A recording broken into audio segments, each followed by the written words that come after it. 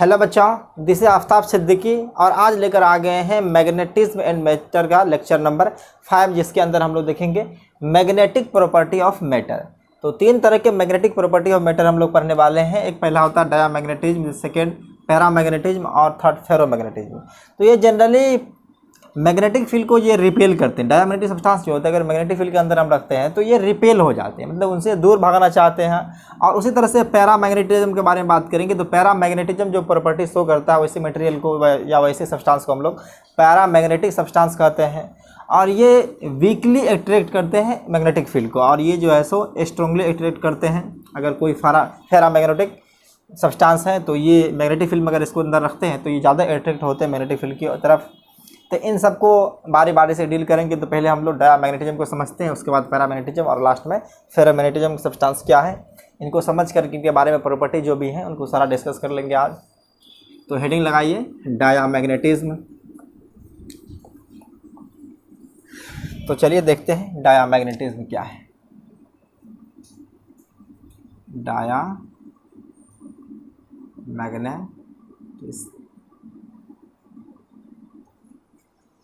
तो जनरली हम लोग लास्ट क्लास में बात किए थे और अभी भी कर रहे हैं। तो एटम जो होते हैं उसके अंदर इलेक्ट्रॉन उसके ऑर्बिट में रिवॉल्व करते रहते हैं। अगर इलेक्ट्रॉन रिवॉल्व कर रहा है तो इलेक्ट्रॉन रिवॉल्व कर रहा है मतलब चार्ज पार्टिकल रिवॉल्व कर रहा है, चार्ज पार्टिकल मूव कर रही है।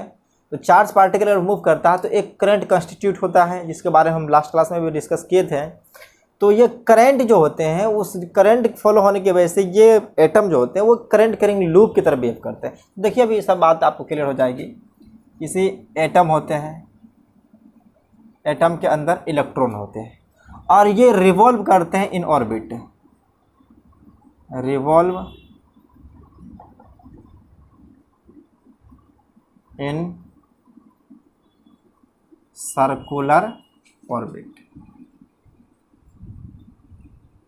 ये सर्कुलर ऑर्बिट में रिवॉल्व करते हैं। तो जनरली यहाँ पे देख लेते हैं कि अगर कोई एटम है तो एटम का ये न्यूक्लियस है, न्यूक्लियस के अंदर जनरली पॉजिटिव चार्ज होते हैं और न्यूट्रॉन होते हैं। तो हम पॉजिटिव चार्ज को दिखाते हैं सिर्फ यहाँ पे। तो मान लेते हैं कि इनका ऑर्बिट ये ऑर्बिट है जिसमें इलेक्ट्रॉन रिवॉल्व कर रहा है। अगर मान लिए ये इलेक्ट्रॉन रिवॉल्व इस डायरेक्शन में कर रही है तो करंट जो कंस्टिट्यूट होती है इसके अपोजिट डायरेक्शन में होती है, क्योंकि जनरली ये इलेक्ट्रॉन जो है वो नेगेटिव चार्ज पार्टिकल है। तो करंट जब फॉलो होती है तो वो पॉजिटिव चार्ज के एलोंग होती है। तो नेगेटिव चार्ज डायरेक्शन इस तरह है तो पॉजिटिव चार्ज की डायरेक्शन जो हो जाएगा वो इस तरह से हो जाएगा। अब ये एक करंट कैरिंग लूप की तरह बिहेव करेगा। आप देख लीजिए, अगर ये कोई करंट इसके अंदर फॉलो हो रही है तो ये क्लोज सर्किट है, तो करंट कैरिंग ये लूप होगा। ये जो है सो एक करंट लूप बन जाएगा। करंट लूप के अंदर होते हैं मैग्नेटिक डायपोल। जनरली आप पढ़े होंगे कि कोई करंट कैरिंग लूप है तो उनका मैग्नेटिक डायपोल होता है या मैग्नेटिक मोमेंट होता है। तो इनके पास होता है मैग्नेटिक मोमेंट। अब मैग्नेटिक मोमेंट का फॉर्मूला भी जो है सो आपको पता होगा कि अगर कोई करंट कैरिंग लूप है तो मैग्नेटिक मोमेंट का फॉर्मूला होता है I × A। यहाँ पे I क्या है, करंट इन द लूप, और A जो होता है वो एरिया वेक्टर होता है। तो यहाँ से कह सकते हैं सो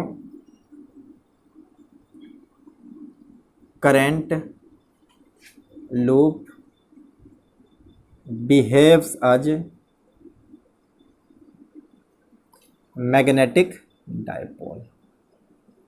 ये मैग्नेटिक डायपोल की तरह बिहेव करता है। जिस तरह से आपको याद दिलाएं कि एक होता है इलेक्ट्रिक डायपोल मोमेंट। तो इलेक्ट्रिक डायपोल मोमेंट किसका होता है, इलेक्ट्रिक डायपोल का। जब दो अपोजिट चार्ज को बहुत ही स्मॉल डिस्टेंस पर अगर हम रखते हैं तो उसको हम लोग कहते हैं इलेक्ट्रिक डायपोल। तो इसी तरह से यहाँ पे मैग्नेटिक डायपोल, तो मैग्नेटिक डायपोल एक करंट कैरिंग लूप जो होता है वो एक मैग्नेटिक डायपोल की तरह बिहेव करता है। अब यहाँ पे क्या कि ये इलेक्ट्रॉन रिवॉल्व कर रहा है तो यहाँ पे और इलेक्ट्रॉन का मैग्नेटिक मोमेंट होगा। तो ये इलेक्ट्रॉन के मैग्नेटिक मोमेंट होने की वजह से जनरली जो इलेक्ट्रॉन का मैग्नेटिक मोमेंट होता है वही मेजरली कंट्रीब्यूशन देता है एटम के मैग्नेटिक मोमेंट के लिए।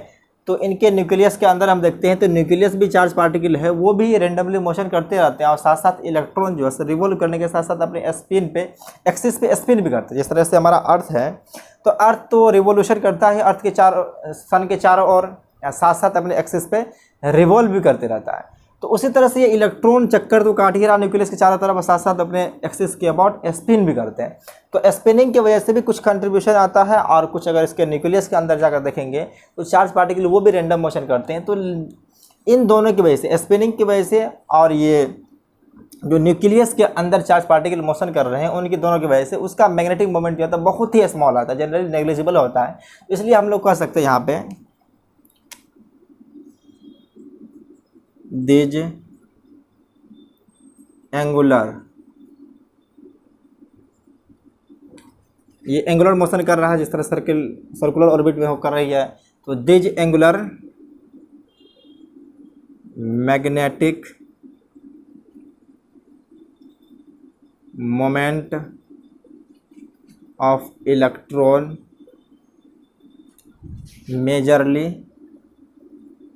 मेजरली इसलिए कह रहे हैं कि इनका जो मैग्नेटिक मोमेंट आता है एटम का, वो दो और चीज़ों से आती है, एक स्पिनिंग की वजह से और न्यूक्लियस के अंदर जो कुछ मैग्नेटिक मोमेंट होता है न्यूक्लियस का, उनकी वजह से होता है। Majorly this angular momentum magnetic moment of electron majorly contribute, responsible समझ लीजिए, responsible for magnetic moment of atoms. ये जो घटना घट रही है या जो भी प्रोसीजर हो रहा है, ये सब एटम के अंदर हो रहा है।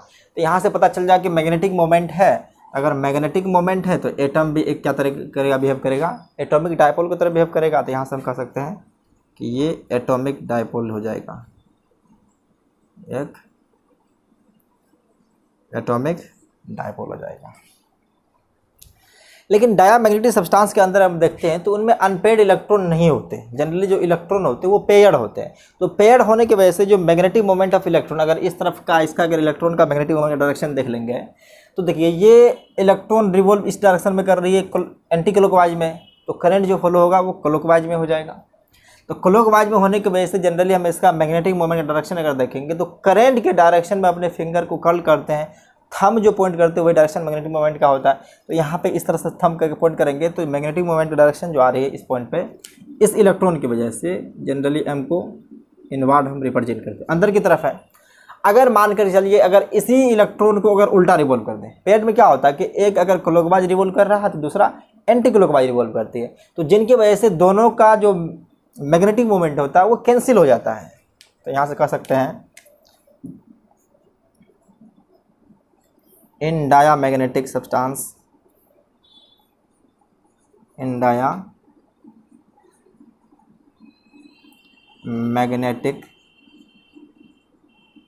Substance magnetic moment of all electron adds up to 0। अब पता चल गया कि जो मैग्नेटिक मोमेंट है डायमैग्नेटिक सब्सटेंस के अंदर वो पेयर्ड इलेक्ट्रॉन होते हैं, और पेयर्ड इलेक्ट्रॉन अभी हम आपको समझाएंगे इस तरह से थोड़ा सा। तो समझ लीजिए कि मैग्नेटिक मोमेंट जितना भी इलेक्ट्रॉन होते हैं सभी इलेक्ट्रॉन की वजह से वो ऐड होकर के जनरली 0 हो जाते हैं। तो मैग्नेटिक मोमेंट अगर 0 है तो एटम के अंदर किसी भी तरह का मैग्नेटिक मोमेंट नहीं आएगा। तो यहाँ से कह सकते हैं, तो यहाँ पे atom has no net magnetic moment, या इसे भी कह सकते हैं there are no atomic dipole. ये सिर्फ डायामैग्नेटिज्म में होते हैं। अगर पैरामैग्नेटिज्म में देखेंगे तो वहाँ पे एटॉमिक डायपोल प्रेजेंट होते हैं। There are no atomic dipole present, या एग्जिस्ट कर सकते हैं, प्रेजेंट। यही फेनोमेना जो कराते हैं उसको डायामैग्नेटिज्म कहते हैं। And these phenomenon are called diamagnetism,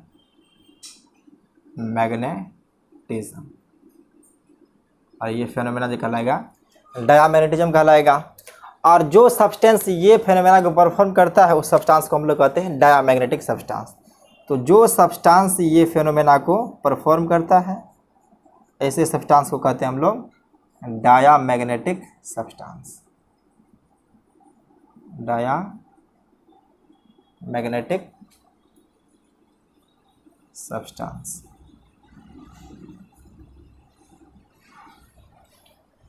तो इनके अंदर किसी भी तरह का एटॉमिक डायपोल प्रेजेंट नहीं होगा। जनरली हम यहाँ पे देखेंगे तो अगर छोटा सा स्पीसीज ले लें, मान लेते हैं कि ये कोई डायमैग्नेटिक सब्सटेंस है, तो इसके अंदर सिर्फ एटम होंगे। एटम को जनरली हम लोग सर्कल से दिखा देते हैं इस तरह से, मान के चलिए स्फीयर के शेप में है, तो इसके अंदर किसी भी तरह का एटॉमिक डायपोल नहीं है। अगर एटॉमिक डायपोल होता है तो हम एरो से दिखाएंगे, अभी आपको बताएंगे जो एटॉमिक डायपोल जो होता है उसको एरो से रिप्रेजेंट करते हैं। तो यहाँ पे क्या है, कोई एटॉमिक डायपोल नहीं है, नो एटॉमिक डायपोल, किसी भी तरह का एटॉमिक डायपोल प्रेजेंट नहीं है। अब इनके ऊपर हम एक्सटर्नल मैग्नेटिक फील्ड अप्लाई करेंगे तो क्या होगा, तो इतना पहले आप लोग इसको नोट कर लीजिए, उसके बाद बताते हैं। तो यहाँ पे हम जब एक्सटर्नल मैग्नेटिक फील्ड अप्लाई करते हैं किसी सब्सटेंस के ऊपर तो वहाँ पे दो फेनोमेना होने वाला है। जनरली ये जनरल प्रोसेस बता रहे हैं, ये सभी के लिए वैलिड होगा, चाहे पैरामैग्नेटिज्म हो या फेरोमैग्नेटिज्म, चाहे ये डायामैग्नेटिज्म हो। तो यहाँ से लिख सकते हैं when external magnetic field applied, external magnetic field applied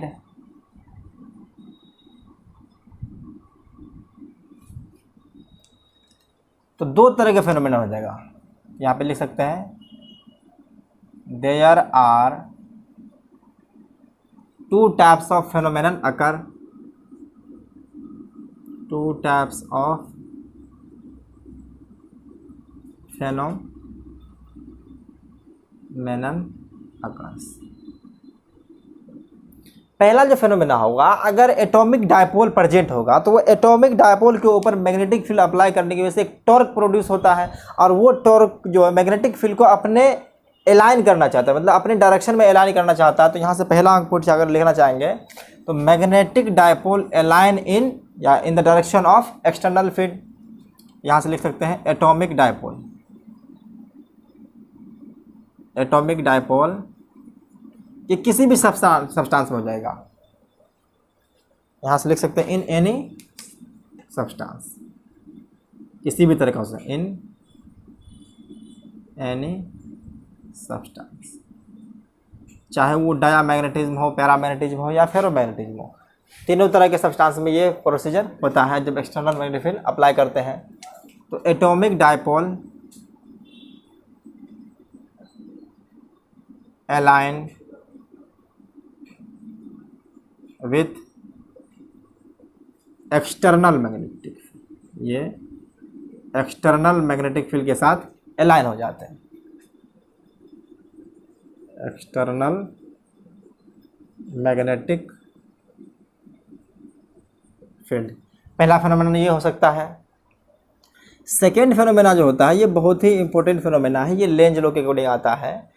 तो यहाँ पे एक इंड्यूस्ड डायपोल हो सकता है, हो जाता है, there occurs an induced dipole in any types of substance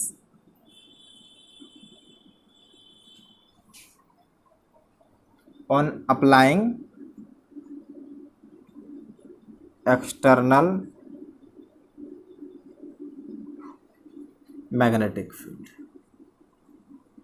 अब इस पॉइंट को समझाते पहले लिख लीजिए, एक्सटर्नल मैग्नेटिक फील्ड। अब ये इंड्यूस्ड डायपोल जो होता है, ये induced dipole external magnetic field को अपोज करना चाहता है। अब ये कैसे अपोज करेगा ये भी बहुत जगह बताएंगे। तो यहाँ से लिख सकते हैं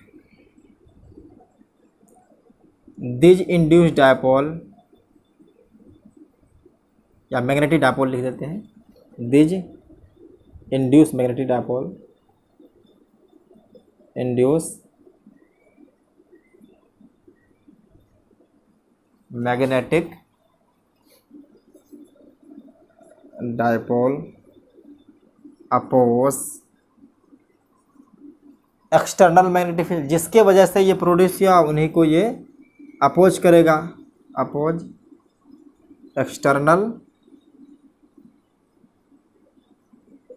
magnetic field.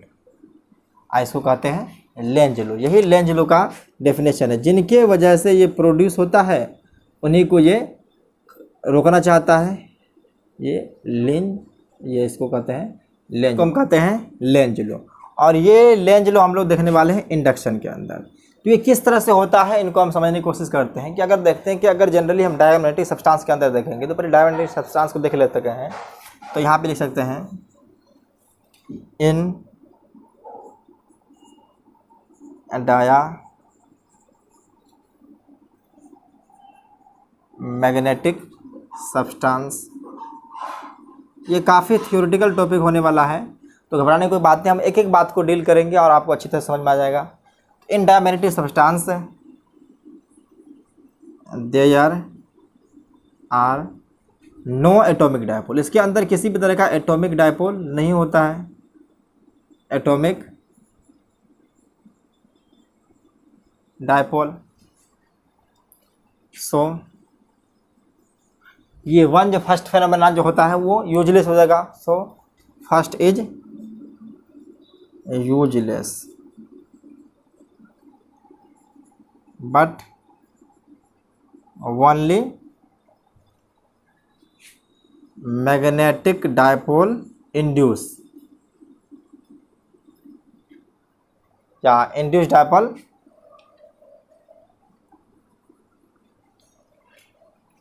Induce only induce dipole form बनेगा, फॉर्म होगा इंड्यूस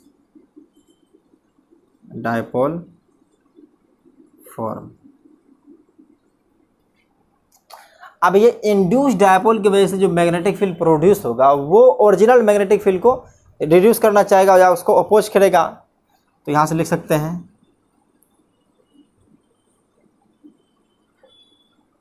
कह सकते हैं magnetic field produce by this magnetic dipole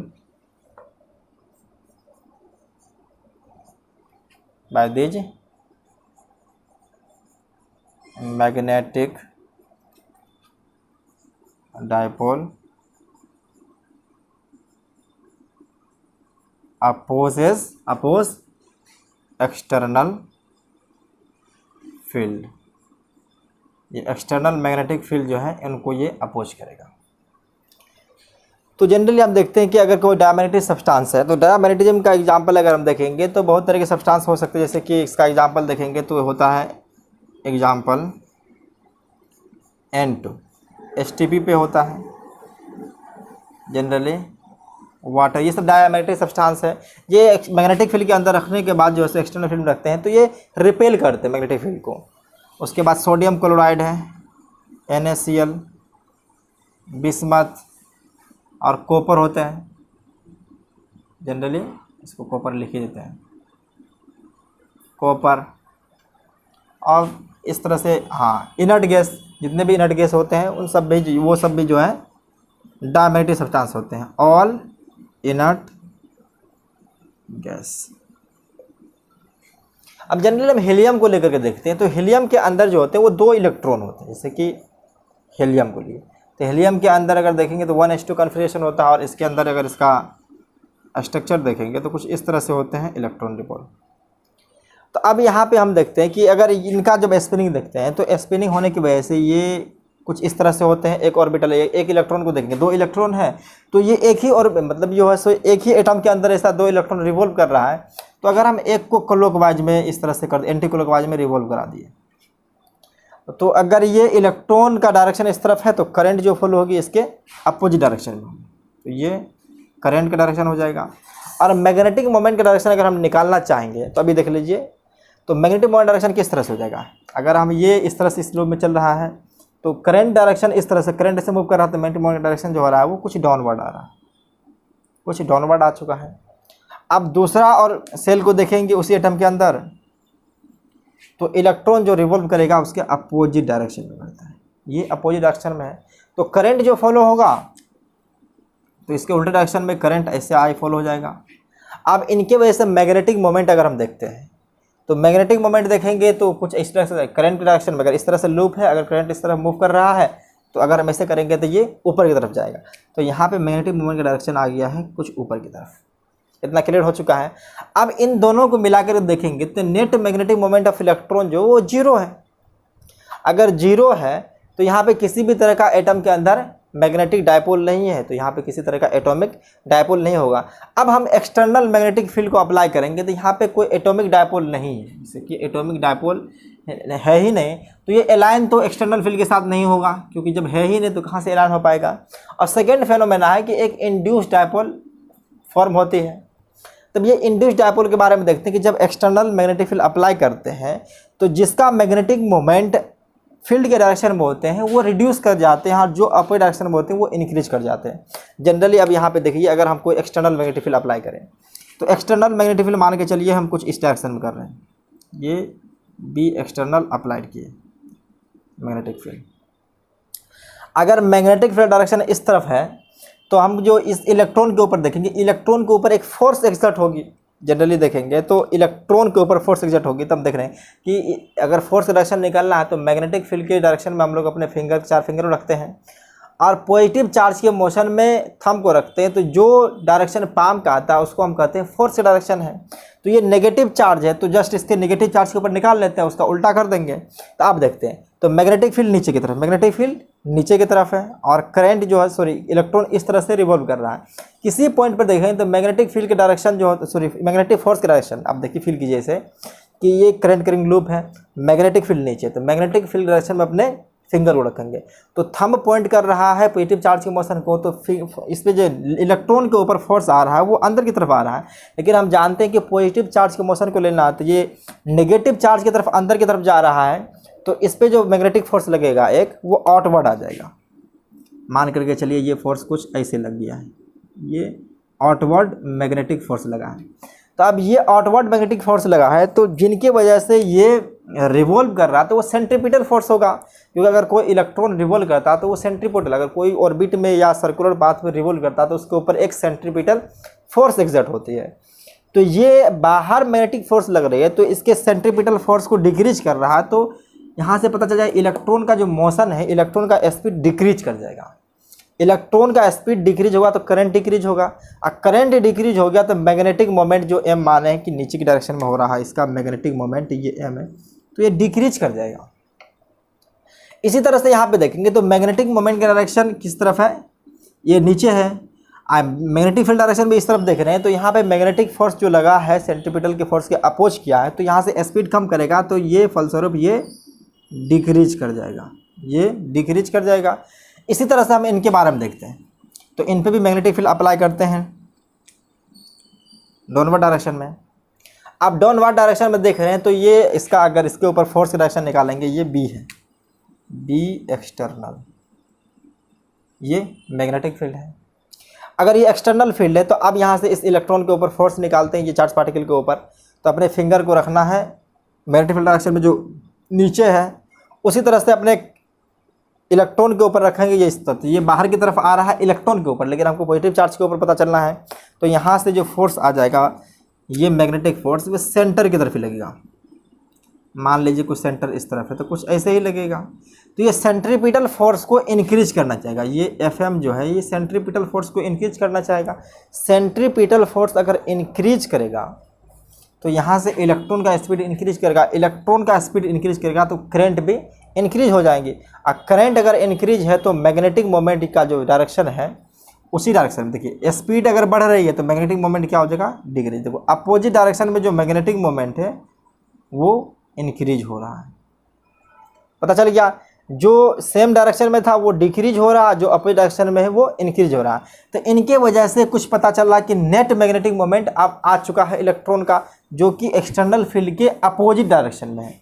तो यहीं से हम लोग कह सकते हैं कि यहाँ पे एक इंड्यूस्ड डायपोल फॉर्म होती है। क्या होती है, एक इंड्यूस्ड डायपोल फॉर्म करती है, और यही जो प्रोड्यूस करते हैं मैग्नेटिक फील्ड। ये इंड्यूस्ड डायपोल अगर फॉर्म हुआ है तो एक मैग्नेट की तरह बिहेव करेगा, और मैग्नेट जो होता है मैग्नेटिक फील्ड प्रोड्यूस करता है, और उस मैग्नेटिक फील्ड का जो डायरेक्शन हो जाएगा वो एक्सटर्नल फील्ड को अपोज करेगा। इतना बात आई थिंक आप लोगों को क्लियर हो गया है। तो इनको पॉज करके एक बार लिख लीजिए। तो यहाँ से आप लिख सकते हैं कि अब पता चल चुका है कि ये जो मैग्नेटिक फील्ड प्रोड्यूस हुई है इनके अंदर इंड्यूस्ड डायपोल की वजह से वो अपोज कर रहा है उसके डायरेक्शन पे। तो यहाँ से लिख सकते हैं hence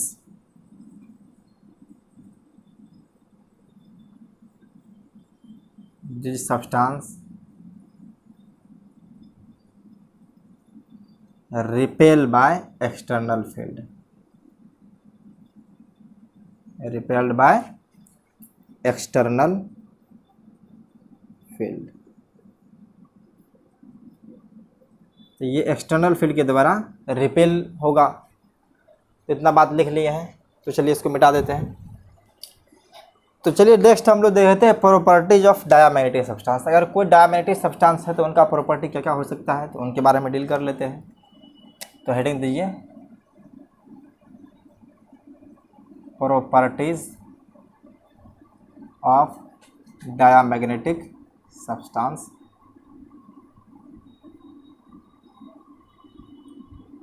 डायमैग्नेटिक सब्सटेंस, इनको समझते भी जाएंगे और एक एक कर करके लिखते भी जाएंगे। तो यहाँ पे क्या है कि किसी भी तरह का एटॉमिक डायपोल नहीं होता है। तो पहला प्रॉपर्टी ये है कि there are no atomic dipole. तो यहाँ पे इसलिए ऐसा होता है कि मैग्नेटिक मोमेंट जो होता है एटम का वो जीरो होता है। यहाँ से लिख सकते हैं because net magnetic moment of atom is zero. यहाँ पे एटम इज ज़ीरो, ये पहला प्रॉपर्टी है। सेकेंड प्रॉपर्टी अभी देखें कि ये एक्सटर्नल फील्ड के द्वारा ये वीकली रिपेल होता है। तो यहाँ से लिख सकते हैं weekly repel by external magnetic field.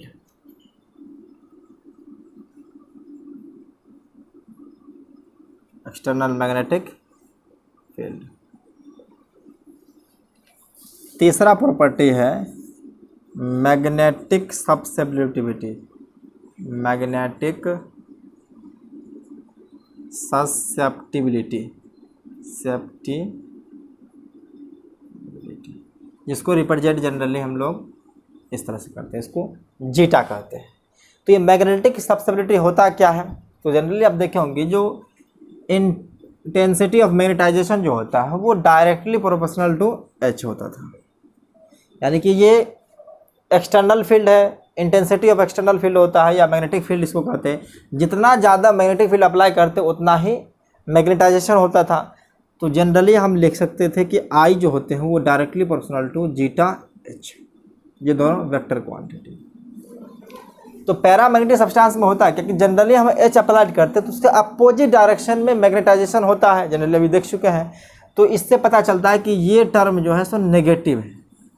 अगर ये नेगेटिव होगा तभी तो ये अपोजिट डायरेक्शन में हो जाएगा। तो इसलिए यहाँ से कह सकते हैं कि अगर हम एच को अप्लाई करेंगे तो ये मैग्नेटाइजेशन जो होती है वो आई जिस वेक्टर से इसको रिप्रेजेंट करती है ये अपोजिट डायरेक्शन में होती है।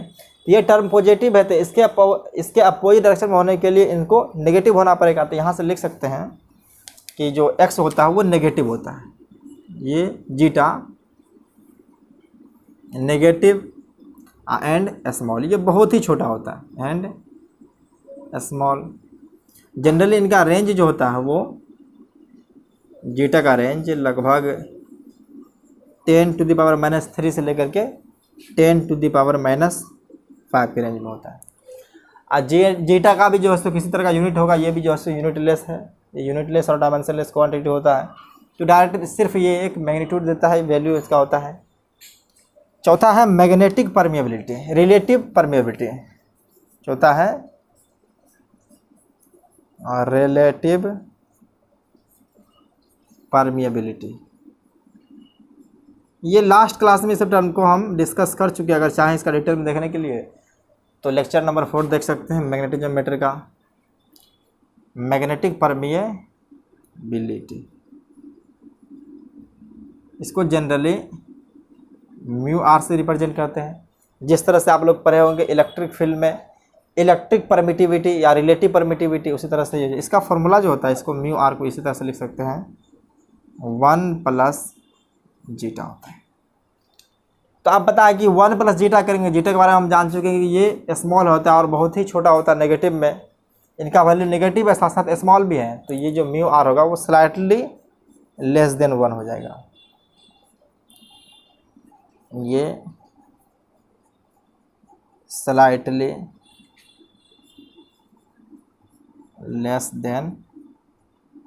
<<1 इसको कह सकते हैं, या चलिए वर्ड में ही लिख देते हैं।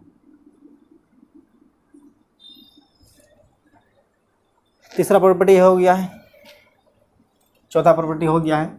अब पांचवा देखते हैं। पांचवा ये है कि अगर इस डायामैग्नेटिक सब्सटेंस को हम नॉन यूनिफॉर्म मैग्नेटिक फील्ड में रखते हैं तो ये स्ट्रॉन्ग फील्ड में रहना चाहेगा या वीक फील्ड में। तो जाहिर सी बात है ये किस तरह का मान के चलिए डायामैग्नेटिक सब्सटेंस है। तो डायामैग्नेटिक सब्सटेंस इस तरह समझिए कि आपकी क्लास में बहुत सारे बच्चे हैं, कुछ न पढ़ने वाले होते हैं, कुछ पढ़ने वाले होते हैं। तो अगर न पढ़ने वाले बच्चे को अगर पढ़ने वाले के बच्चे के बीच में अगर रख दीजिएगा तो वो ज़्यादा स्टेबल नहीं होगा, वो फिर उस बच्चे के साथ चले जाएगा जो न पढ़ने वाले, क्योंकि वहाँ पे वो स्टेबल अपने आप को फील करेगा। तो उसी तरह से होता है कि डायामैग्नेटिक सब्सटेंस जो है सो मैग्नेटिक फील्ड को रिपेल करते हैं। तो जब इसको स्ट्रॉन्ग फील्ड में रख देंगे तो वो मूव कर करके अपने आप ऑटोमेटिक, मतलब अपने आप जो है सो वो वीक फील्ड में चले जाएगा। तो यहाँ से लिख सकते हैं in non uniform magnetic field, in non uniform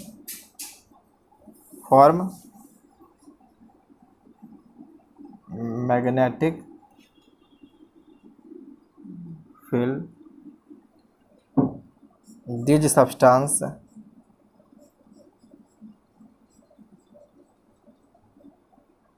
moves from a strong field to a weak field region, a weak field region। ये स्ट्रॉन्ग फील्ड रीजन से मूव करके ये वीक फील्ड में चले जाएगा।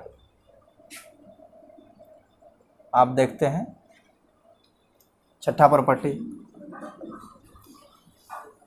तो प्रॉपर्टी नंबर 6 जो है, अगर डायामैग्नेटिक सब्सटेंस के अंदर से होकर के अगर मैग्नेटिक फील्ड को अगर हम क्रॉस करते हैं तो उनके अंदर जो उसका डेंसिटी होता है वो कम हो जाता है। तो अभी आपको दिखा देते हैं।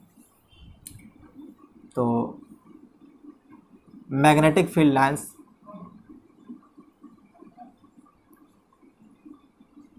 magnetic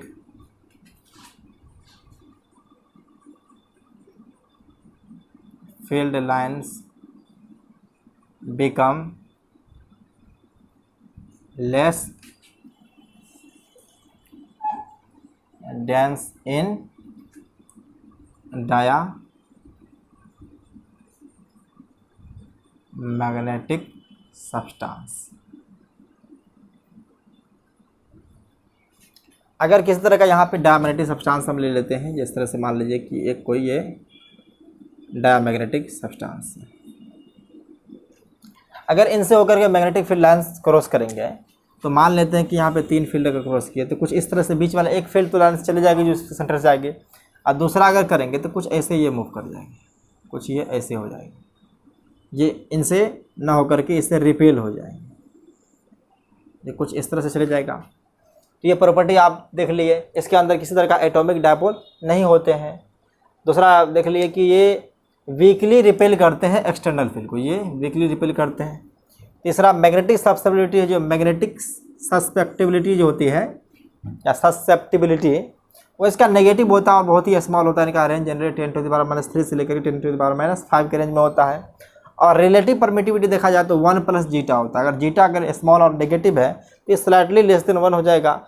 अगर इसको हम नॉन यूनिफॉर्म मैग्नेटिक फील्ड में रखते हैं तो ये मूव कर करके स्ट्रॉन्ग फील्ड रीजन से वीक फील्ड रीजन में चले जाता है। और मैग्नेटिक फील्ड लाइन्स जो होते हैं इनके अंदर लेस डेंस होते हैं, लेस डेंस। अगर पैरामैग्नेटिक में देखेंगे तो मोर डेंस ज़्यादा हो जाएगा, लेकिन यहाँ पे मैग्नेटिक फील्ड लाइन्स जो है इनसे रिपेल हो चुका है। यहाँ पे लिख सकते हैं magnetic field line, field lines repel. इतनी बात समझ में आ गई है, इनको नोट कीजिए। चलिए सेकेंड हम लोग देखने वाले हैं पैरामैग्नेटिज्म। तो देखिए हेडिंग दीजिए पैरामैग्नेटिज्म। तो पैरामैग्नेटिक सब्सटेंस जो होते हैं वो पैरामैग्नेटिज्म में होते हैं, वो पैरामैग्नेटिक सब्सटेंस के अंदर होते हैं। तो पैरामैग्नेटिक सब्सटेंस के अंदर अगर हम देखेंगे तो वहाँ पे जो इलेक्ट्रॉन का मैग्नेटिक मोमेंट होता है उनका अगर ऐड करते हैं तो उनके ऊपर जो नेट मैग्नेटिक मोमेंट होते हैं वो जीरो नहीं होता, क्योंकि उसके अंदर अनपेड इलेक्ट्रॉन प्रेजेंट होते हैं। तो यहाँ से लिख सकते हैं in paramagnetic substance, paramagnetic substance net magnetic moment of all electron do not adds up to 0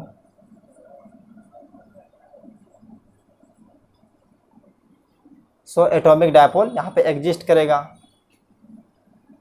so atomic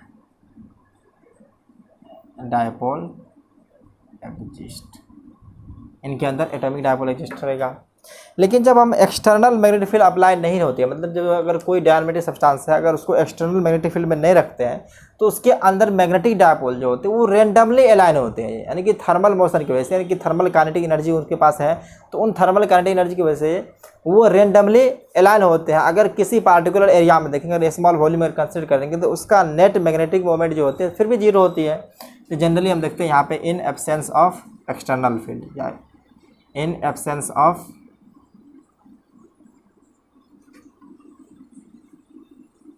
external magnetic field,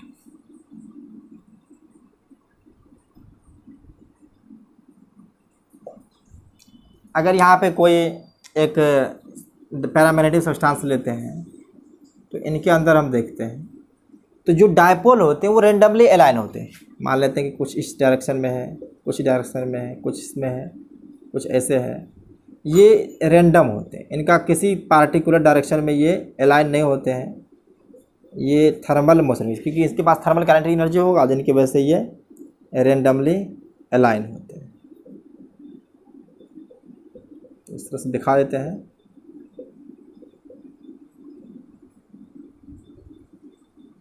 ये जो एरो दिखा रहे हैं ये एटॉमिक डायपोल है, जनरली एटॉमिक डायपोल है। यहाँ पे भी कुछ दिखा देते हैं। और ये एरो जो रिप्रेजेंट कर रहा है ये एटॉमिक डायपोल को रिप्रेजेंट कर रहा है, एटॉमिक डायपोल। ये एटॉमिक डायपोल है। अगर किसी स्मॉल वॉल्यूम कंसिडर करेंगे तो यहाँ पे मान करके चलिए हम कोई स्मॉल वॉल्यूम कंसिडर किए हैं, तो इनके अंदर देखेंगे नेट मैग्नेटिक मोमेंट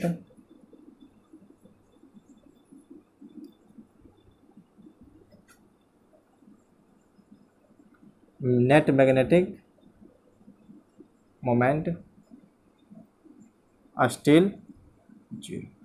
तो यहाँ से लिख सकते हैं कि जो अब भी इसके अंदर जो है so net magnetic moment zero है, क्योंकि ये रैंडम है, तो इसका कोई पार्टिकुलर फिक्स डायरेक्शन नहीं है। अगर ये अलाइन हो जाए तब इनका जो है सो नेट मैग्नेटिक मोमेंट आ सकता है।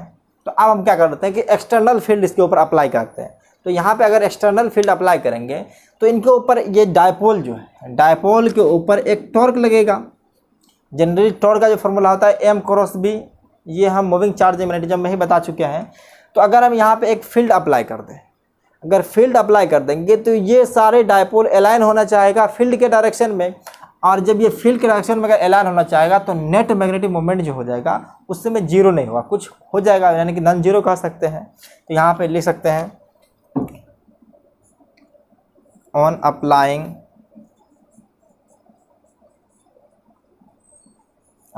External field. यहाँ पे सिर्फ एक्सटर्नल फील्ड लेंगे तो आप मैग्नेटिक फील्ड ही समझिए। On applying external field magnetic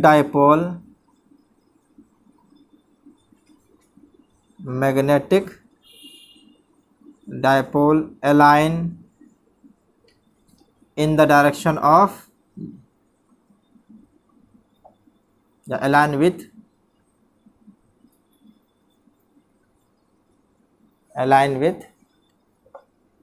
external field।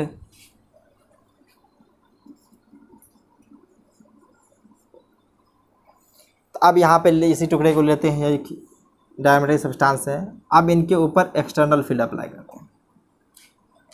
तो अब यहाँ पे हम एक्सटर्नल फील्ड अगर अप्लाई किए, जैसे मान लीजिए कि ये B एक्सटर्नल है, तब इनके अंदर जो मैक्सिमम डायपोल होंगे एटॉमिक डायपोल वो अलाइन हो जाएंगे फील्ड डायरेक्शन में। तो जनरली हम दिखा देते हैं कि कुछ इस तरह से, अब भी कुछ रैंडम है लेकिन मैक्सिमम जो होते हैं वो अलाइन हो जाते हैं, मैक्सिमम अलाइन हो जाएंगे। तो कुछ इस तरह से दिखा दिए। फिर भी कुछ ना कुछ अभी रैंडम मोशन कर ही रहे होंगे, तो रैंडम की वजह से ये पार्टिकुलर डायरेक्शन में होंगे, लेकिन जो मैक्सिमम होते हैं वो डायपोल अलाइन हो जाते हैं फील्ड के लॉ, ये फील्ड के लॉ। अब यहाँ का इसके अंदर स्मॉल वॉल्यूम कंसिडर करेंगे, तो इस स्मॉल वॉल्यूम के अंदर जो मैग्नेटिक मोमेंट होगा वो नॉट जीरो, इस तरह लेते हैं। जो मैग्नेटिक मोमेंट होगा वो अब जीरो नहीं हो पाएगा, क्योंकि जनरली हम जानते हैं कि अगर किसी भी सब्सटेंस के ऊपर एक्सटर्नल फील्ड अप्लाई करते हैं तो दो फिनोमेनन हो सकते हैं। एक है कि उनका डायपोल अलाइन हो जाएगा फील्ड डायरेक्शन में, दूसरा होता है कि इसके अंदर इंड्यूस्ड डायपोल फॉर्मेशन होगा। तो यहाँ पे इंड्यूस्ड डायपोल फॉर्म होता है, यहाँ पे लिख सकते हैं कि induced dipole is also form but in A small quantity होता है। यहाँ पे लिख सकते हैं induce dipole is form but not dominant, मतलब ये डोमिनेंट नहीं कर पाएगा, क्योंकि जितना अलाइनमेंट हो रही है उनके रिस्पेक्ट में जो इनका है वो बहुत ही कम होता है। इनका मैग्नेटिक डायपोल जो होता है वो बहुत कम होता है, बट नॉट डोमिनेंट फैक्टर। सीधा कह सकते हैं ये डोमिनेटिंग फैक्टर नहीं हो पाता है। जो डोमिनेंट हो पाता है वो एक्सटर्नल फील्ड की वजह से डायपोल जो अलाइन होते हैं। अब ये डायपोल के अलाइनमेंट को हम लोग इंक्रीज कर सकते हैं। तो इनका इंक्रीज करने का दो तरीका है, या तो फील्ड को अप्लाई ज़्यादा एक्सटर्नल फील्ड अप्लाई करेंगे, जितना ज़्यादा अप्लाई करेंगे उतना ज़्यादा टॉर्क रहेगा, जितना ज़्यादा टॉर्क करेगा उसको अलाइन कर देगा उसी डायरेक्शन में। या तो हम टेम्परेचर को डिक्रीज कर देंगे। टेम्परेचर को अगर डिक्रीज कर देंगे तो इनका थर्मल मोशन रुक जाएगा। थर्मल मोशन की वजह से क्या है कि ये अपने आप को कम एनर्जेटिक पाएगा, और जो कम ताकतवर है उसको अपनी बात को मनवाना बहुत आसान होता है। तो यहाँ से कह सकते हैं कि अगर जब कम टेम्परेचर रहेगा तो इनके पास थर्मल काइनेटिक एनर्जी कम होगी, तो वो एक्सटर्नल फील्ड के साथ आसानी से चला जाएगा। यहाँ से लिख सकते हैं अलाइनमेंट कैन बी इंक्रीज। पहला क्या करेंगे, स्ट्रॉन्ग फील्ड अप्लाई करेंगे, अप्लाइंग स्ट्रॉन्ग फील्ड। जितना ज़्यादा स्ट्रॉन्ग फील्ड करेंगे उतना ज़्यादा ये अलाइन होगा, एक फैक्टर ये है। अब दूसरा है टेम्परेचर डिक्रीजेस, या तो हम इसका टेम्परेचर को डिक्रीज कर दें। अगर टेम्परेचर भी डिक्रीज कर देंगे तो एलाइनमेंट हो सकता है। अब जब इनके अंदर एलाइनमेंट हो चुका है तो इनके अंदर नेट जो मैग्नेटिक फील्ड है वो इंड्यूस हो जाती है। यहाँ पे मैग्नेटाइजेशन कर सकते हैं, अकर्स मैग्नेटाइजेशन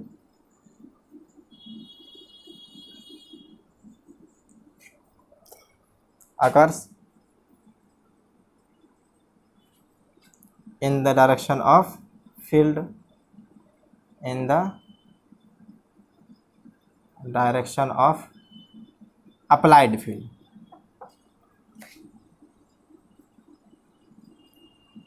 applied field। अब ये अप्लाइड फील्ड ज़्यादा हो गया है तो यहाँ से लिख सकते हैं, ये पॉइंट को ऊपर ले लेते हैं। So it attract by external field. अब ये एक्सटर्नल फील्ड के द्वारा अट्रैक्ट हो जाएगा, क्योंकि इसके अंदर जो है so net magnetic moment zero नहीं है। इस बार जो है so net magnetic moment zero नहीं है, तो कुछ इसके अंदर मैग्नेटाइजेशन हो चुका है। मैग्नेटाइजेशन हो गया है तो जो इस मटेरियल के अंदर होगा वो नेट मैग्नेटिक फील्ड भी एक्सटर्नल से भी ज़्यादा होगा, क्योंकि कुछ एलिमेंट की वजह से इसके अंदर मैग्नेटिक फील्ड प्रोड्यूस हो चुका है। अब इन दोनों को मिलाकर देखेंगे तो इसके अंदर जो नेट मैग्नेटाइजेशन है या नेट मैग्नेटिक फील्ड है वो एक्सटर्नल के रिस्पेक्ट में ज़्यादा हो चुका है। तो अगर इनका एग्जाम्पल लिखना चाहेंगे तो एग्जाम्पल देखिए, इसका एग्जाम्पल O2 STP पे होता है, STP पे।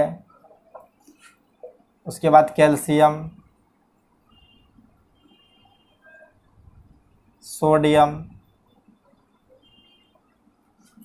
पोटासियम, या इसी कॉपर क्लोराइड ले लीजिए का कंपाउंड में, जिसमें अनपेयर्ड इलेक्ट्रॉन प्रेजेंट होते हैं उसको हम लोग कहते हैं paramagnetic substance, copper chloride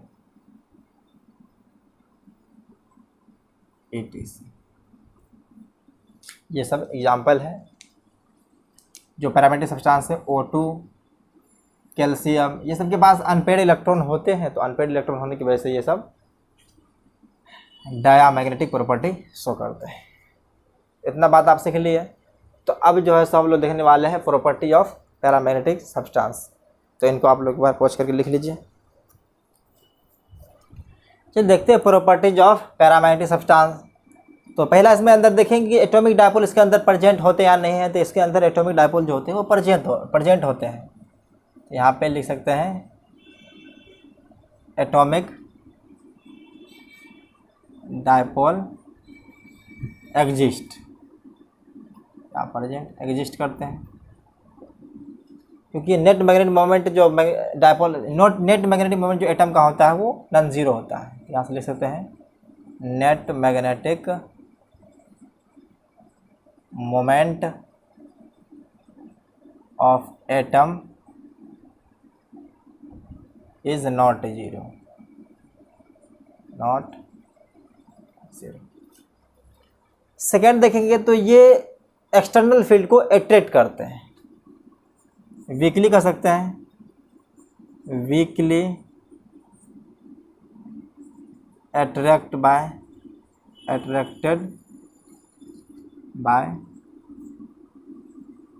magnetic field, magnetic field यहाँ से लिख सकते हैं। तीसरा था मैग्नेटिक ससेप्टिबिलिटी, तो इसका जो है सो मैग्नेटिक सबसिडियरी होता है जीटा जिसको कहते हैं, तो जीटा को जनरली इस तरह से रिप्रेजेंट करते हैं। तो जीटा जो इनका होता है वो होता है पॉजिटिव और स्मॉल, पॉजिटिव एंड स्मॉल। जिस तरह से आपको बताया था कि इसके अंदर जो मैग्नेटाइजेशन होती है वो फील्ड के अलोंग होती है, जब फील्ड के अलोंग हो जाएगी तो जीटा का वैल्यू, जिस तरह से आप देखिए यहाँ पे आई है तो आई इक्वल टू क्या लिखते हैं, जीटा इंटू एच। अगर एच को इंक्रीज करेंगे तो जीटा भी इंक्रीज कर रहा है, और जीटा जब इंक्रीज कर रहा है तो फील्ड के अलोंग ही कर रहा है, तो फील्ड के अलोंग करेगा तो ये जीटा पॉजिटिव हो जाएगा। तो पॉजिटिव एंड स्मॉल होते हैं। और इनका भी अगर रेंज देखा जाए तो रेंज जो होते हैं वो अप्रॉक्सीमेटली 10⁻³ से लेकर के 10⁻⁵ तक ही होता है। तीसरा था, चौथा था रिलेटिव परमिएबिलिटी, जिसको म्यू आर कहते हैं। तो म्यू आर के वजह से हम लिख सकते हैं कि म्यू आर जो इसका होता है 1 प्लस जीटा। अब जीटा पॉजिटिव और स्मॉल है तो ये जो स्लाइटली ग्रेटर देन 1 हो जाएगा, तो यहाँ से लिख सकते हैं mu r slightly greater than 1। अब पांचवा प्रॉपर्टी है, अगर इसको नॉन यूनिफॉर्म फील्ड में रखेंगे तो ये वीक फील्ड में रहना चाहेगा या स्ट्रॉन्ग फील्ड में, तो जाहिर सी बात है ये स्ट्रॉन्ग फील्ड में रहना चाहिए। क्योंकि मान के चलिए ये पढ़ने वाला स्टूडेंट है तो ये उन स्टूडेंट के साथ नहीं रहना चाहेगा जो नहीं पढ़ने वाला है, तो ये हमेशा अगर आप इसको पीछे भी छोड़ दीजिएगा तो ये अपने कैटेगरी में आ जाएगा, यानी कि पढ़ने वाले सब्सटेंस के साथ आ जाएगा। तो ये पैरामैग्नेटिक सब्सटेंस जो होते हैं वो मैग्नेटिक फील्ड को अट्रैक्ट करते हैं, तो ये वीक फील्ड में नहीं बल्कि स्ट्रॉन्ग फील्ड में रहना चाहेगा। तो यहाँ से लिख सकते हैं in non uniform magnetic field, non uniform magnetic field it moves from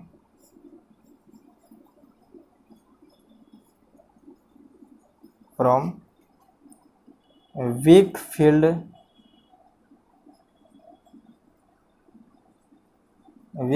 to a strong field region। ये स्ट्रॉन्ग फील्ड रीजन की तरफ मूव करना चाहेगा। अब छठा प्रॉपर्टी है कि मैग्नेटिक फील्ड लाइंस जो होते हैं इनके अंदर डेंस होते हैं। जिस तरह से हम लोग देखे थे डायमैग्नेटिक सब्सटेंस के अंदर जैसे मैग्नेटिक फील्ड लाइन होते हैं वो लेस डेंस होते हैं। तो यहाँ पे लिख सकते हैं छठा property, magnetic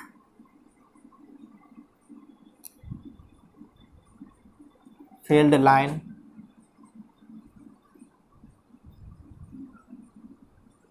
inside paramagnetic substance, paramagnetic substance is more dense, more dense हो जाएगा। अगर हम मैग्नेटिक सब्सटेंस ले ले, कोई पैरामैग्नेटिक सब्सटेंस है, अगर इस तरह से कुछ,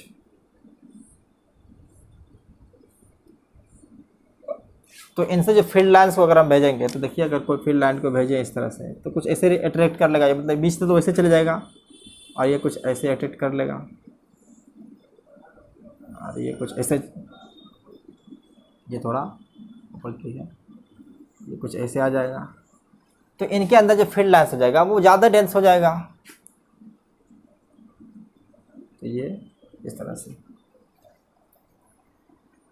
सातवां पॉइंट जो है सो क्यूरी लॉ को रिप्रेजेंट कर रहा है। तो पहले इसको समझ लीजिए, कहा कि फार अवे फ्रॉम सैचुरेशन, ये एस सी वर्मा सर का लाइन है। एस सी वर्मा सर अपने किताब में ऐसे लिखे हैं, फार अवे फ्रॉम सैचुरेशन। इस बात को समझाते हैं कि ऐसा क्यों लिखा गया है। Far away from saturation, magnetisation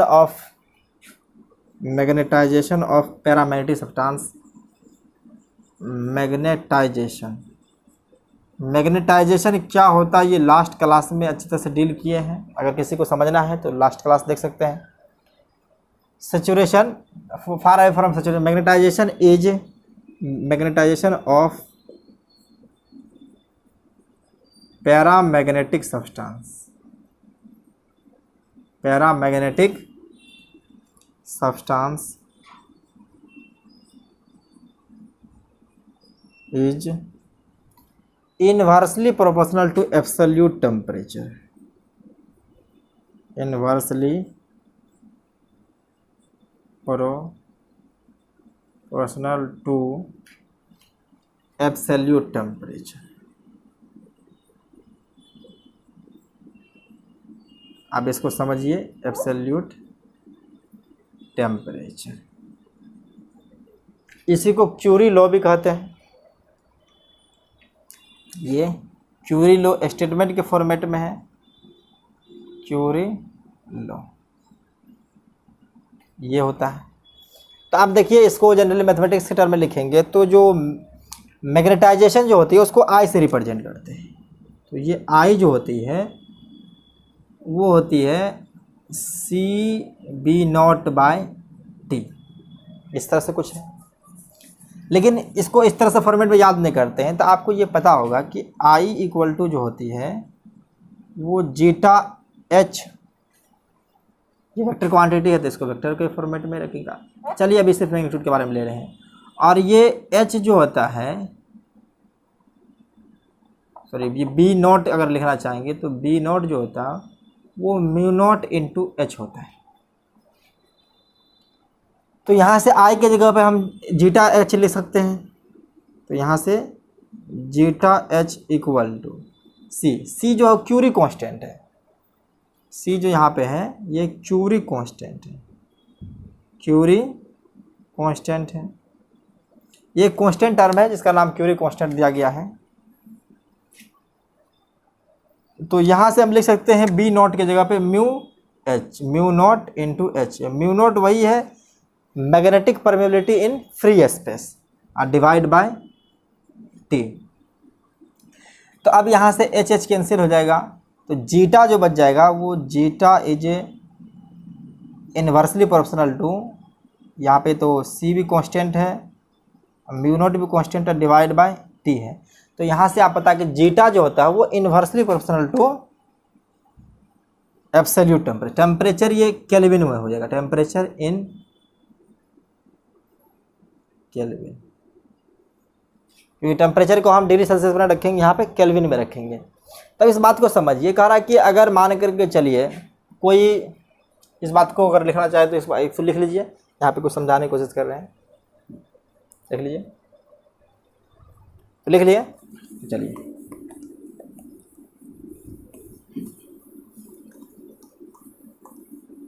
अगर मान करके चलिए कोई मैग्नेटिक पैरामैग्नेटिक सब्सटेंस है, यहाँ पे अगर पैरामैग्नेटिक सब्सटेंस है,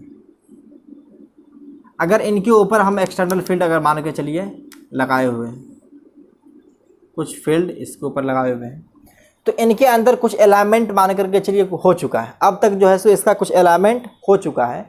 तो एलिमेंट होने के वजह से मान लेते हैं कि कुछ इस तरह से होगा, कुछ ऐसे है, लेकिन मैक्सिमम जो हो जाएगा वो फील्ड के डायरेक्शन में होगा, लेकिन कुछ अब भी रेंडमली इस तरह से एलाइन हो जाएगा, कुछ एलाइन होगा, लेकिन मैक्सिमम जो होगा वो डायपोल फील्ड के डायरेक्शन में होगा। तो ये अभी है। अगर मान के चलिए हम टेम्परेचर को डिक्रीज कर रहे हैं तो थर्मल मोशन की वजह से ये जो मैग्नेटिक डायपोल इसका कमज़ोर हो रहा है, इनका थर्मल मोशन कम हो रहा है, तो मैक्सिमम से मैक्सिमम चाहेगा तो इसका एलाइन होने के लिए अगर एक ऐसा टाइम आएगा कि जो प्योर सेचुरेशन है, टेम्परेचर को डिक्रीज करते जाएंगे, कम करते जाएंगे, कम करते जाएंगे, तो एक ऐसा टाइम आ जाएगा कि ये सारा एलाइन आ जाएगा, एलाइन हो जाएगा। तो जब पूरा हर 100% जब अलाइनमेंट हो जाएगा, 100% अलाइनमेंट, जब 100% अलाइनमेंट होता है उसको कहते हैं सैचुरेशन, सैचुरेशन। तो क्यूरी लॉ तभी वैलिड है जब बहुत दूर सैचुरेशन से रहे। अगर मान के सैचुरेशन के अगर करीब आया था, अगर कोई काम मान के चलिए आप कर रहे हैं, अगर वो लास्ट में आता तो वहाँ पे ज़्यादा एफर्ट लगाना पड़ता है। तो उसी तरह से होता है कि अगर टेम्परेचर को अगर हम शुरुआत में कम करेंगे तो जैसे जैसे टेम्परेचर कम करेंगे तो लीनियरली हो जाएगा। यहाँ से एक्स वर्सेस अगर जीटा का ग्राफ बना के दिखा दें हम आपको, तो ये हो जाएगा जीटा वर्सेस 1/T। अगर 1/T ले लें तो ये कुछ ऐसे होता है, ऐसे ग्राफ हो जाएगा। लेकिन ये ग्राफ कब होता है? जब ये फार away from the temperature saturation, अगर सेचुरेशन से बहुत ज़्यादा दूर होती है तब।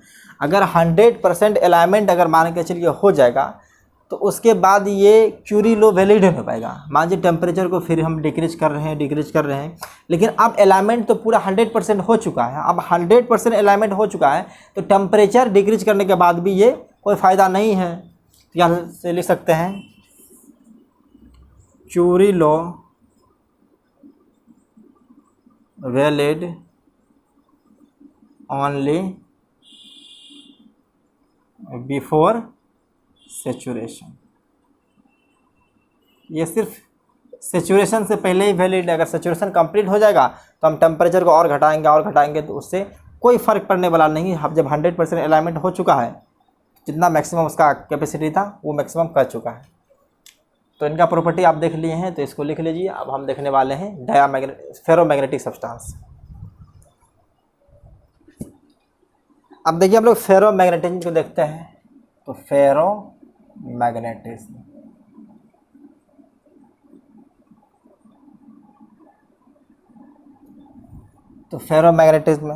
तो फेरोमैग्नेटिज्म में अगर हम देखेंगे तो इसके अंदर भी एटॉमिक डायपोल प्रेजेंट रहते हैं, जिस तरह से पैरामैग्नेटिक सब्सटेंस में प्रेजेंट होते हैं।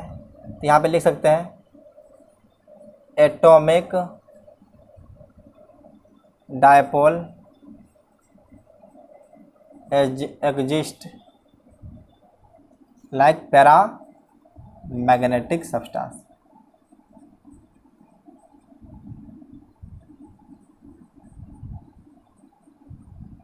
मैग्नेटिक सब्सटेंस, लेकिन इसमें एक स्पेशल प्रॉपर्टी होती है कि इनके अंदर जो होते हैं वो एक डोमेन बने होते हैं। उस डोमेन के अंदर देखेंगे तो प्रत्येक डायपोल जो होते हैं वो एक ही लाइन में होते हैं, मतलब अलाइन होते हैं। तो यहाँ से लिख सकते हैं इसके अंदर जो स्पेशल प्रॉपर्टी है, in ferromagnetic substance, ferromagnetic substance dipole interact with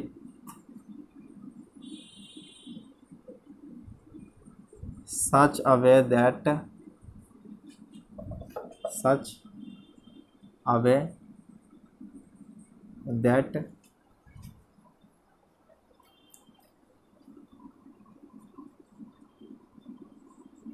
their dipole align spontaneously मतलब होता है कि अपने आप, ये इसमें कुछ करना नहीं पड़ता, ये अपने आप जो है सो अलाइन हो जाता है spontaneously इन स्मॉल वॉल्यूम। इसको कहते हैं कॉल्ड डोमेन, इसको डोमेन कहते हैं।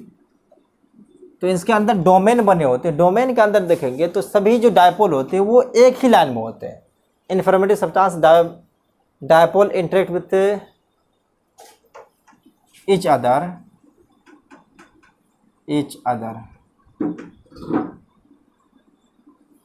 such a way that their dipole align spontaneously in a small volume। तो पहले देखिए यहाँ पे किस तरह से अलाइन होते हैं। जनरली ये इरेगुलर शेप में होते हैं, तो हम यहाँ पे कुछ रेक्टेंगुलर शेप में समझाने की कोशिश कर रहे हैं। तो ये हम कोई फेरोमैग्नेटिक सब्सटेंस ले लिए हैं, तो इनके अंदर बने होते हैं डोमेन। मान लीजिए डोमेन है, तो डोमेन के अंदर जो मैग्नेटिक डायपोल होते हैं कुछ इस तरह से अलाइन होते हैं, ये कुछ इस तरह से अलाइन होते हैं। मान लिए कुछ ऐसे हैं। ये प्रत्येक डोमेन में जो होते हैं मैग्नेटिक डायपोल वो अलाइन होते हैं एक ही पार्टिकुलर डायरेक्शन में, और कुछ इस तरह से मान लीजिए। और इनके अंदर जो है कुछ ऐसे कुछ डायरेक्शन में। अभी भी देखेंगे इन absence of external magnetic field, तो नेट अगर देखेंगे तो मैग्नेटिक मोमेंट जो होते हैं इसके जीरो होते हैं। यहाँ से लिख सकते हैं इन absence of external field, external field net magnetic moment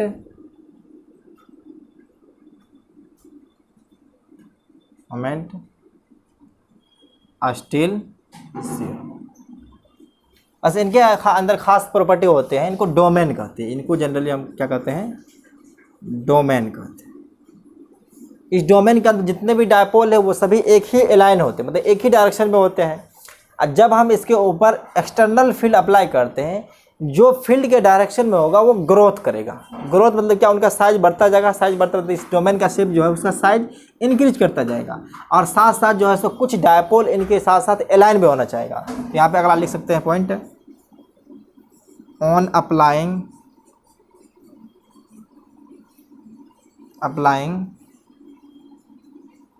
external field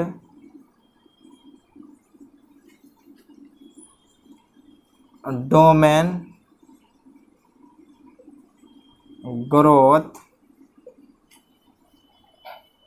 in same sense and DK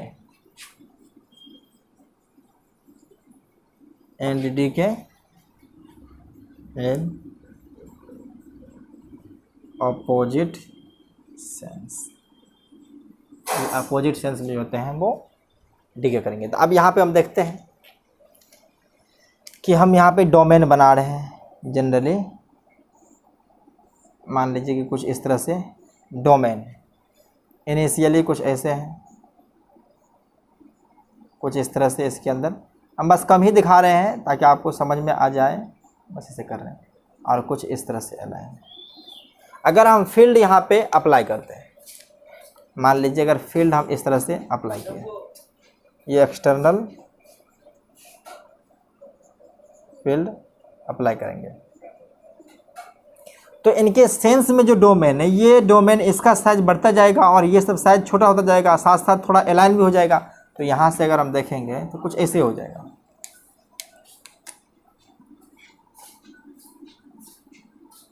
इनका साइज देखेंगे तो कुछ इस तरह से हो जाएगा।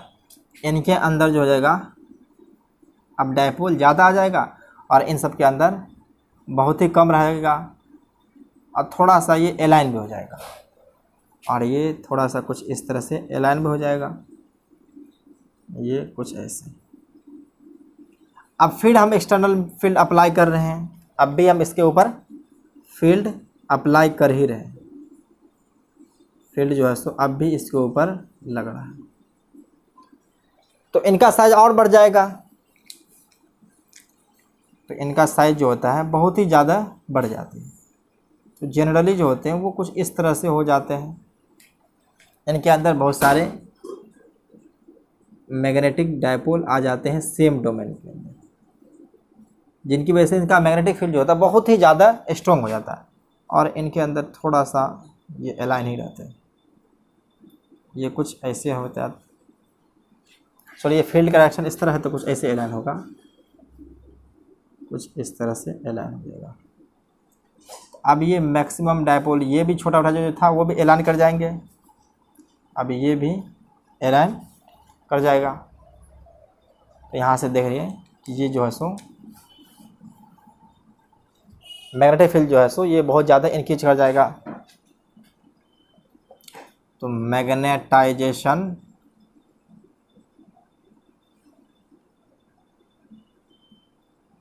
occurs in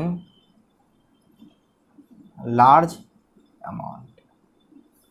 यहाँ से कह सकते हैं कि जो मैग्नेटाइजेशन हो जाएगा बहुत ही ज़्यादा अमाउंट में हो सकता है, और ये स्ट्रांगली अट्रैक्ट करते हैं मैग्नेटिक फील्ड को। It strongly attracted by magnetic field. इसका एग्जाम्पल आप जानते हैं, फेरस, कोबाल्ट, निकेल और एलॉय जो इनसे बनते हैं। इसका एग्जाम्पल देखिए, तो ferrous, cobalt, nickel and it's alloy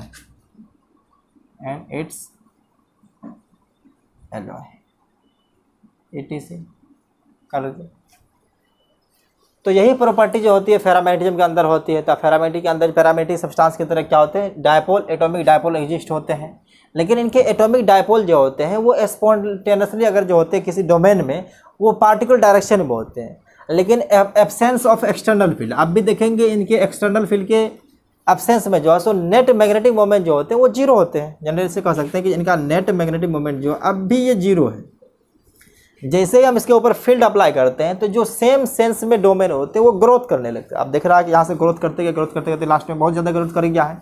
अब ज़्यादा ग्रोथ कर गया तो बहुत ज़्यादा मैग्नेटाइजेशन हो जाता है, और मैग्नेटाइजेशन होने की वजह से क्या है कि ये स्ट्रांगली मैग्नेटिक फील्ड को अट्रैक्ट करते हैं।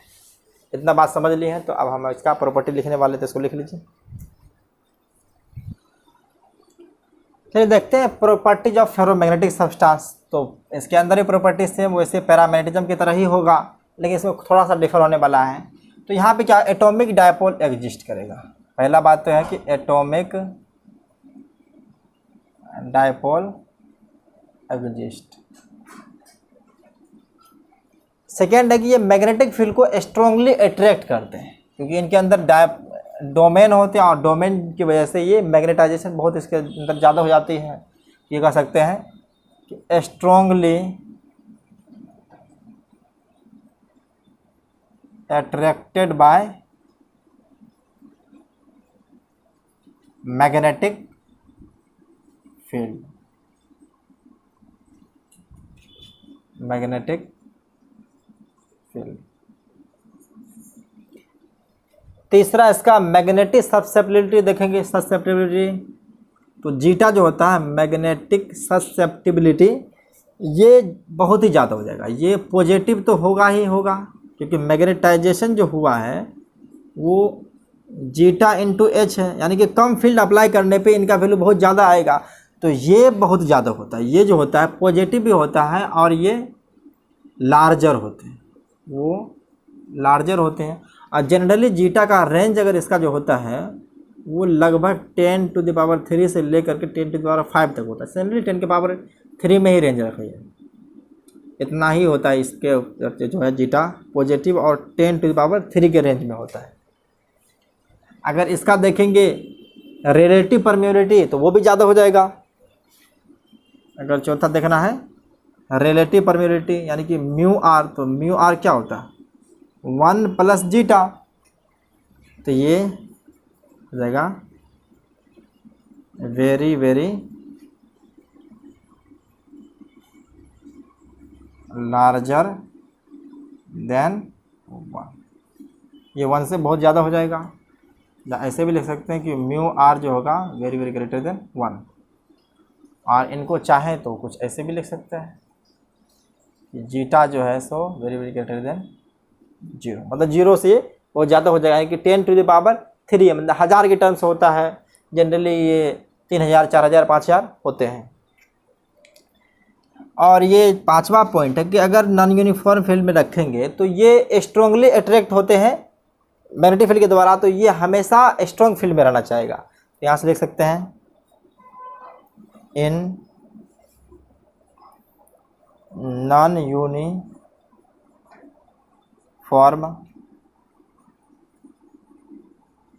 Magnetic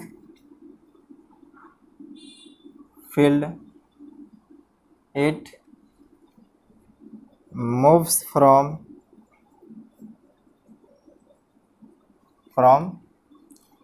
weak field region to a strong field region,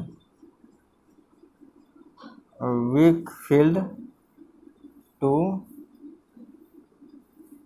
a strong field region। ये वीक फील्ड से स्ट्रॉन्ग फील्ड की तरफ मूव करना चाहेगा। इसके अंदर में मैग्नेटिक फील्ड लाइंस जो हो जाएगी बहुत ही ज़्यादा डेंस होते हैं। इसके अंदर देखेंगे magnetic field lines, magnetic field lines highly dense, इसके अंदर बहुत ही ज़्यादा डेंस होती है, हाईली डेंस। अगर हम कोई फेरोमैग्नेटिक सब्सटेंस लेते हैं तो अब इनके अंदर मैग्नेटिक फील्ड लाइंस देखेंगे तो देखिए बीच से तो वैसे ही चले जाएगा। अब ये इनके अंदर अट्रैक्शन जो होता है बहुत ही ज़्यादा होती है।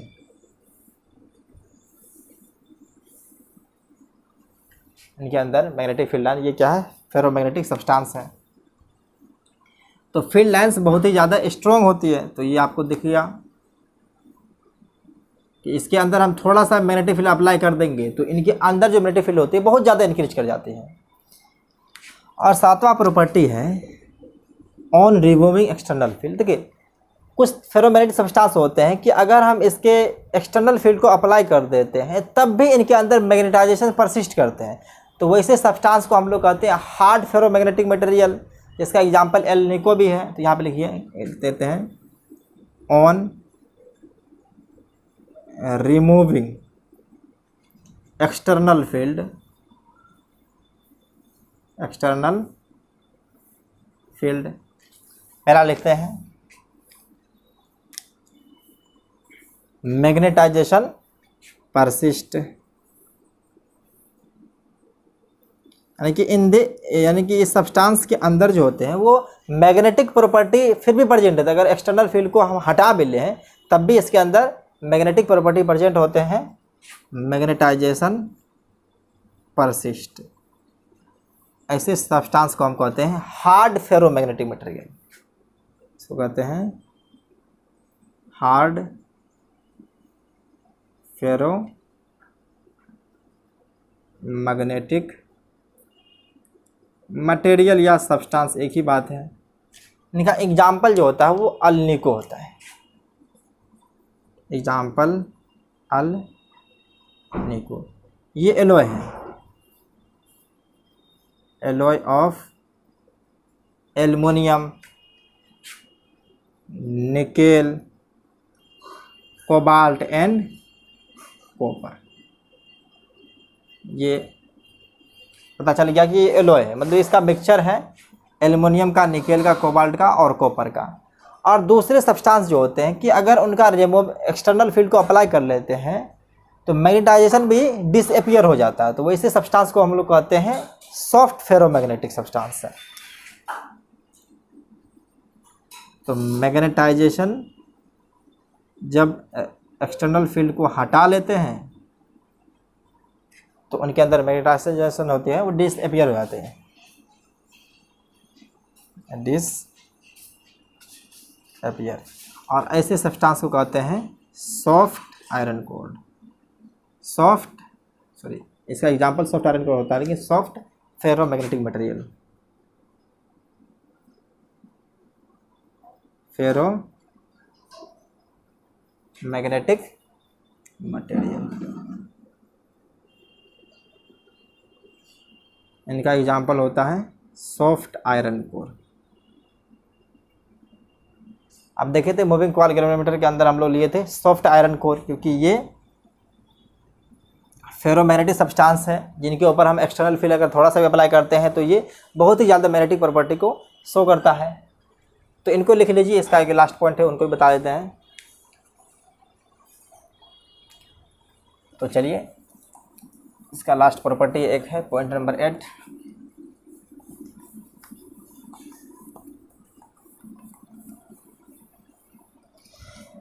अगर फेरोमैग्नेटिक सब्सटेंस का के ऊपर अगर टेम्परेचर को हम इंक्रीज करते हैं तो फेरोमैग्नेटिक प्रॉपर्टी जो होती है वो डिक्रीज कर जाती है। तो फेरोमैग्नेटिक प्रॉपर्टी अगर डिक्रीज कर रही है तो कहीं ना कहीं पैरामैग्नेटिक प्रॉपर्टी की तरफ ये बढ़ रही है।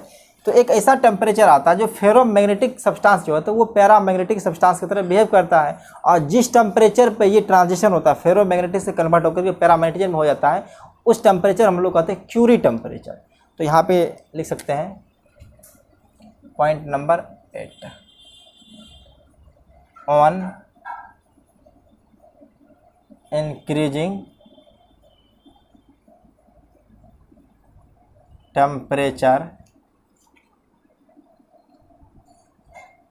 फेरो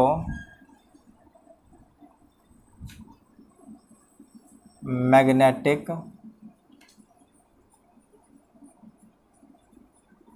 property decreases at some temperature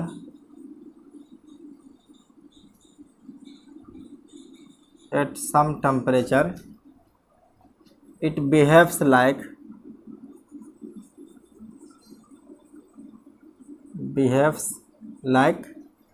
paramagnetic substance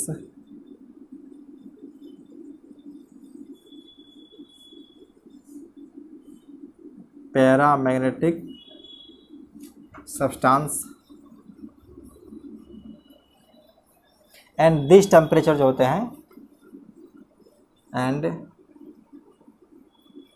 this temperature called as Curie temperature, इसको कहते हैं क्यूरी टेम्परेचर। इसको रिप्रेजेंट करते हैं टीसी से। इस टेम्परेचर पे आकर के फेज ट्रांजिशन होने लगता है, यानी कि फेरोमैग्नेटिक सब्सटेंस जो होते हैं वो पैरामैग्नेटिक सब्सटेंस में कन्वर्ट होने लगते हैं। फेरोमैग्नेटिक जो होते हैं, फेरो मैग्नेटिज्म प्रॉपर्टी जो है वो कन्वर्ट होने लगते हैं। सॉरी, इसको थोड़ा सा यहाँ से लिखते हैं कि जगह पे आ जाएगा। तो इस फेज ट्रांजिशन पे होता है कि फेरोमैग्नेटिज्म प्रॉपर्टी कन्वर्ट होने लगता है पैरामैग्नेटिज्म।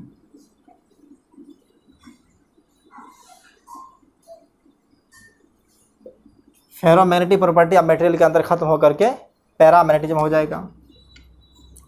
ये टेम्परेचर जो होगा वो टी से। जनरली इसका एग्जांपल देखा जाए तो जो आयरन होते हैं, आयरन का क्यूरी टेम्परेचर होते हैं, एग्जांपल की तरफ है आयरन का जो टीसी होता है मतलब क्यूरी टेम्परेचर वो 1043 केल्विन होता है। मतलब 1043 केल्विन टेम्परेचर अगर अप्लाइड करेंगे आयरन के ऊपर तो आयरन जो हमारा फेरोमैग्नेटिक सब्सटेंस है वो कन्वर्ट हो जाएगा पैरामैग्नेटिक सब्सटेंस में।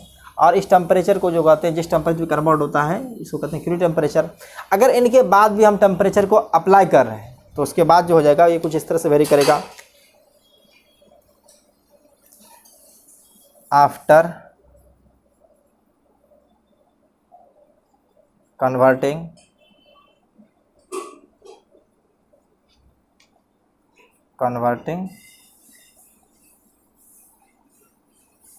पैरामैग्नेटिज्म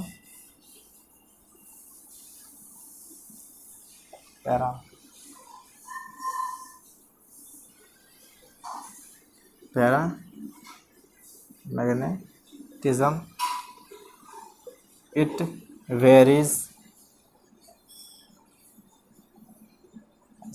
जो इनका मैग्नेटिक सब्सेप्टिबिलिटी होती है वो जीटा जो होती है कुछ इस तरह से वेरी करने लगते हैं, C/T - TC।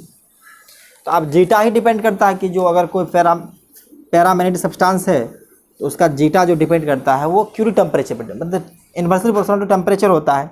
अगर ये टेम्परेचर इंक्रीज होता जाएगा, जनरली ऑफकोर्स जाहिर सी बात है कि जो टी जो होता है वो ग्रेटर देन टीसी है, क्यूरी टेम्परेचर से भी अगर ज़्यादा करेंगे तो इसका जो मैग्नेटिक सब्सेप्टिबिलिटी है ये डिक्रीज करना स्टार्ट हो जाएगा। तो अगर ये डिक्रीज करेगा तो फिर पैरामैग्नेटिक सब्सटेंस का भी प्रॉपर्टी डिक्रीज कर जाएगा। तो आज के लिए बस इतना ही, आप लोग पढ़ाई करते रहिए। Take care, bye bye.